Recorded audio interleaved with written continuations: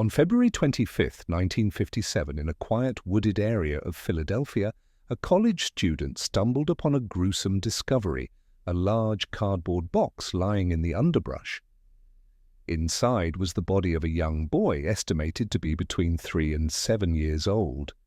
He was malnourished, covered in bruises, and wrapped in a cheap flannel blanket. Authorities launched a massive investigation, but the case quickly became one of America's most haunting unsolved mysteries.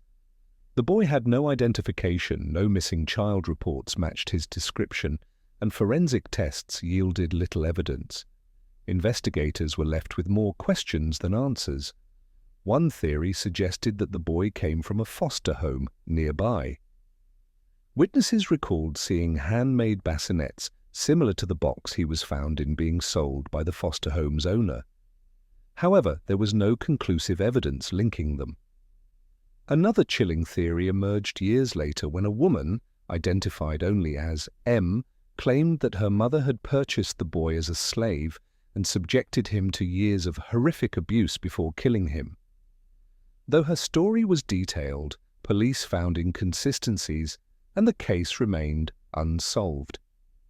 Decades passed, and the boy in the box became a tragic legend in American crime history.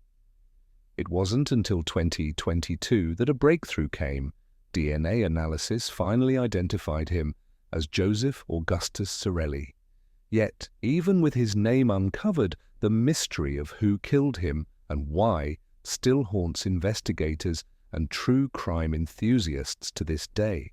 In 1959, 9 experienced hikers set out on a trek through the Ural Mountains in Soviet Russia. They never returned. When a search team finally found their campsite, what they discovered was terrifying. Their tent had been slashed open from the inside, and the hikers' bodies were scattered across the snowy terrain. Some were half-dressed, barefoot in freezing temperatures, suggesting they had fled in panic. Several of the bodies showed signs of extreme trauma. One hiker had a crushed skull, while 2 others had broken ribs, injuries consistent with a car crash but with no external wounds. Another was missing her tongue. Strangely, traces of radiation were found on their clothing. Authorities officially ruled that an unknown compelling force caused their deaths. Theories range from an avalanche to secret military experiments, but no explanation fully accounts for the bizarre details. To this day, the Dyatlov Pass incident remains one of the most chilling and unexplained true crime cases in history. 3. The Phantom Killer of Texarkana. In 1946, the small town of Texarkana was terrorized by a masked serial killer known as the Phantom Killer. Over the course of 10 weeks, he brutally attacked 8 people, killing 5. The attacks always occurred at night, targeting couples in secluded areas.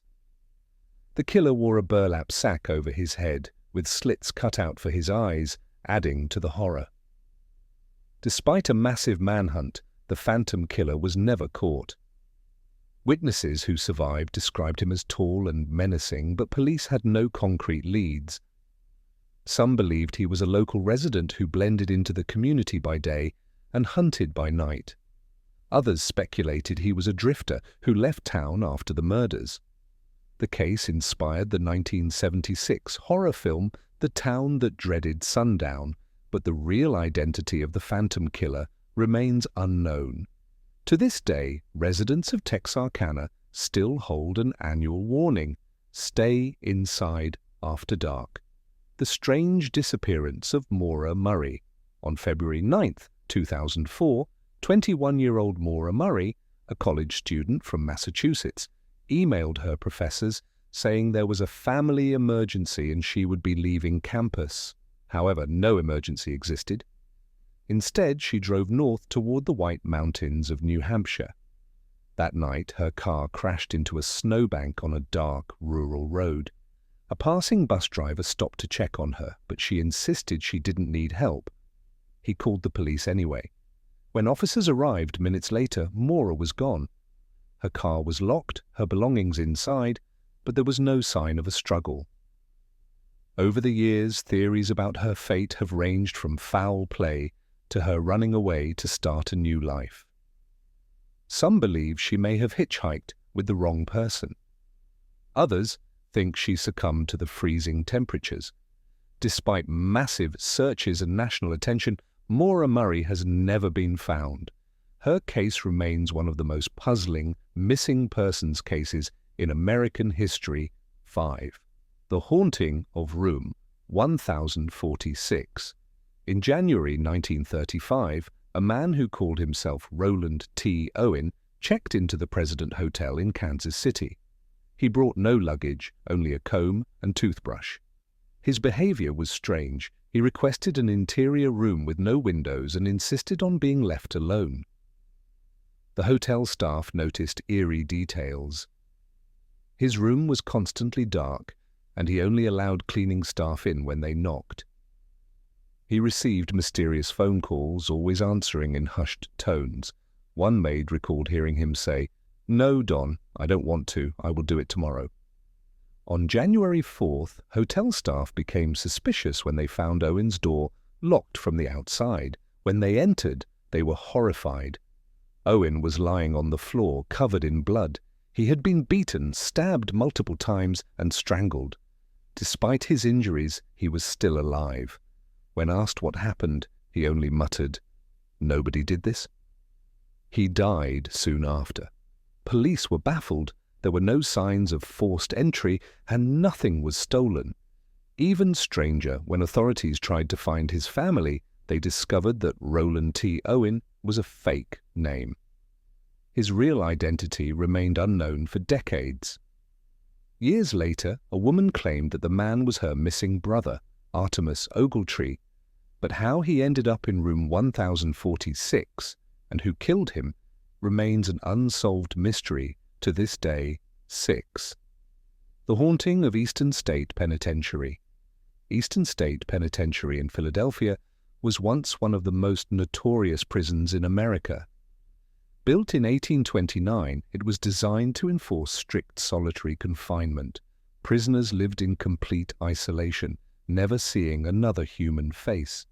This cruel system drove many inmates insane, and the prison quickly developed a reputation for being haunted.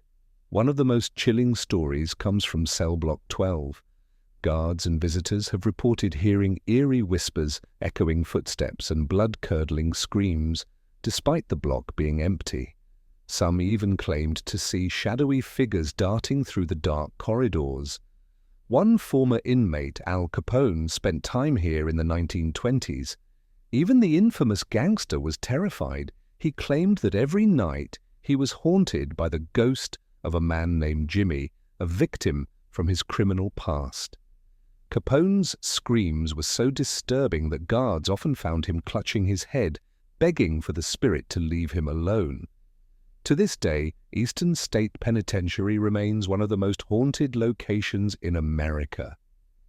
Paranormal investigators and visitors continue to report strange occurrences, and many believe that the restless spirits of tortured prisoners still roam the decaying halls, seeking justice or revenge.